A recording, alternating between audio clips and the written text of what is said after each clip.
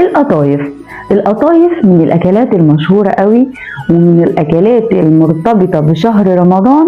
زي ما بنقول يجي رمضان لازم طبق القطايف على مائدة الإفطار في رمضان.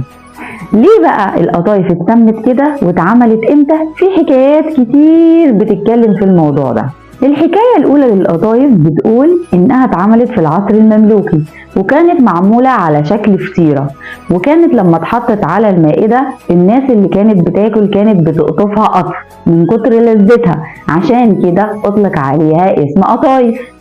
أما الحكاية الثالثة فبتقول إنها اتعملت واتقدمت لأول مرة في عصر الدولة الفاطمية، وحكاية تانية بتقول إنها أول مرة اتعملت واتقدمت للخليفة الأموي معاوية ابن أبي سفيان.